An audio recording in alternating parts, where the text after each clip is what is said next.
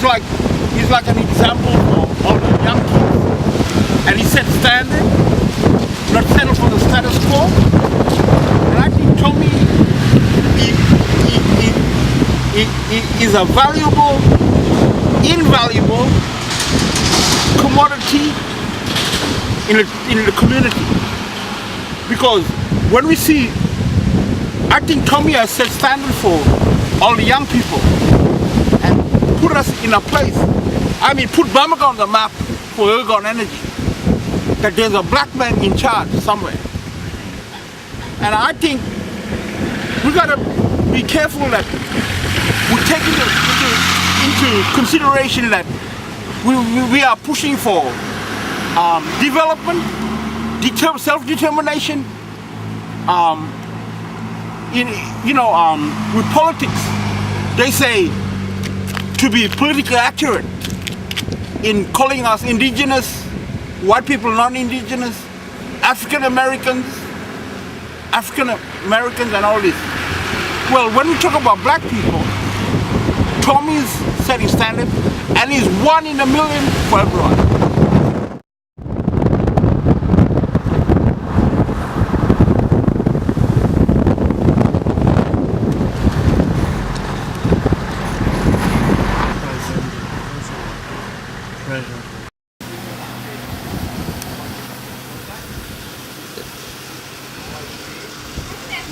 As a business owner in Bamaga, what's been your dealings with Tommy Sabazio? As soon as he's done what he has to do where he is, he'll be straight over. Do you think his local knowledge and his awareness of the cultural issues are a benefit? Yep. And he's heavily involved in the community, well, especially in the Sasha community, but also in Bamaga where he lives. He's involved heavily down there. He's in the fishing club up here, in the band. He's well liked wherever he goes. I think, well, as I said before, having him here, he knows exactly where to go and what to do. Yeah. He knows the problem before he even has a look at it, basically. And he knows the people. Knows the people, knows exactly where they are. It's not a huge place, but everyone knows everybody. He's a good operator in the community. Young and old, and gets along with everybody, so it'd be well worth having him back on, that's for sure, because he knows where everything is here. He doesn't have to go looking for it, he knows where it is. Yeah. An Indigenous man like Tommy in the community, there's that rapport with the local people. I mean, a lot of them are his family as well, but the thing is, if you were running the show up there, or you or me, the language barrier would almost prevent them from expressing any concerns they have. I mean, they could have a fault in the house, and I've been here 15 years, and the early days with that machinery they had in this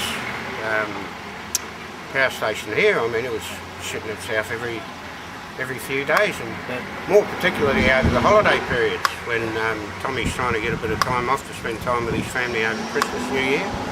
The power would go off. It'll be back on within 20 minutes. Tommy's been dragged out of bed or dragged away from somewhere. I even recall going to TI in the late 90s and early this century, and the replacement machines weren't here, and I'd see Tommy over there and I said, what the hell are you doing here?